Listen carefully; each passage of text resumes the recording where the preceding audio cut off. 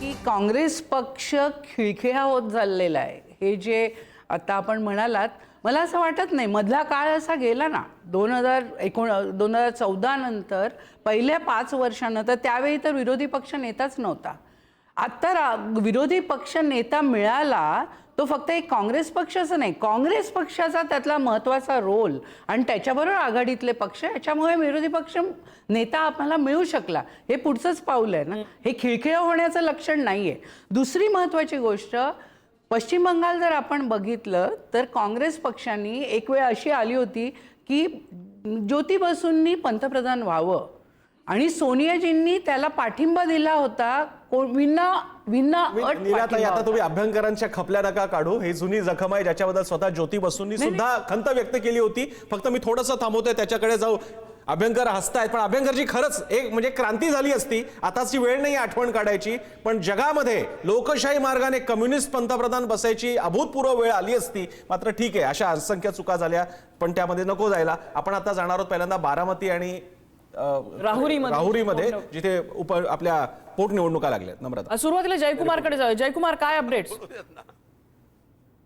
नम्रता, मी आता बारामतीतल्या मतमोजणी केंद्रावरती आहे. आपण प्रेक्षकांना दाखवूयात की आता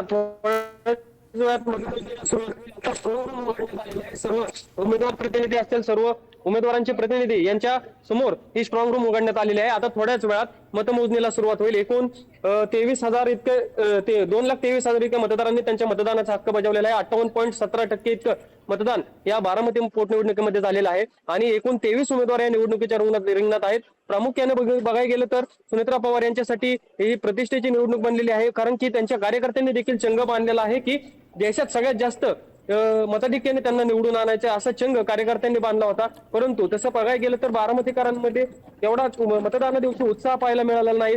एवढे मतदार बाहेर पडलेले नाहीत. त्यामुळे आता या मतपेटांमध्ये थोड्याच वेळात कल हाती. तत्पूर्वी या मतमोजणी केंद्रावरती संपूर्ण तयारी करण्यात आलेली आहे. पोलीस प्रशासनाचा देखील कडेकोट बंदोबस्त या ठिकाणी तैनात करण्यात आला आहे. कोणताही अनुचित प्रकार घडू नये यासाठी पोलिसांकडून संपूर्ण खबरदारी घेतली जाते. सीआरपीएफ जवान देखील या ठिकाणी तैनात करण्यात आलेला आहे. जे उमेदवार प्रतिनिधी आहेत त्यांना आतमध्ये सोडण्यापूर्वी त्यांचे नोंदणी त्या ठिकाणी करून घेतली जात आहे. मोठा पोलीस बंदोबस्त आहे. थोड्याच वेळात अगदी जयकुमार, त्याच्यामुळे बारामतीचा आता कल कसे हाती येत आहेत आणि कसं मताधिक्य आणि कसा पॅटर्न तिकडे दिसतो बघायला लागेल. आपण राहुरीमध्ये जाऊया. उमर आमचे प्रतिनिधी आपल्यासोबत आहेत. उमर, राहुरीमध्ये काय तपशील? सध्या मतमोजणी सुरू झाली आहे का? नक्कीच मॅम, आता थोड्या वेळापूर्वी पोस्टल मतमोजणीला सुरुवात झालेली आहे आणि या पोस्टल मतमोजणीमध्ये भाजपचे अक्षय कर्डिले जे आहे तर ते आघाडीवर आहे. काही क्षणापूर्वीच हे पोस्टल मतमोजणी सुरू झालेली आहे. यानंतर ईव्हीएम मशीन जे आहे त्याची मतमोजणी सुरू होणार आहे. एकूण 14 टेबल आणि 27 फेऱ्या होणार आहे. 27 फेऱ्यानंतर जनतेने कोणाला कौल दिला हे पाहणं महत्त्वाचं ठरणार आहे. खरं तर याची उत्सुकता जी आहे तर ते शिंगेला पोहोचलेली आहे, कारण ही पोटनिवडणूक आहे. दिवंगत शिवाजीराव कर्डिले यांच्या निधनानंतर ही पोटनिवडणूक लागलेली आहे. भाजपकडून त्यांचे चिरंजीव अक्षय कर्डिले यांना उमेदवारी देण्यात आलेली आहे. कुठेतरी मुख्यमंत्री फडणवीस यांनी ही जी निवडणूक आहे ती बिनविरोध होईल अशी अपेक्षा व्यक्त केली होती. मात्र शेवटच्या क्षणी शरद पवारांच्या राष्ट्रवादी काँग्रेस पक्षाकडून उमेदवार देण्यात आला.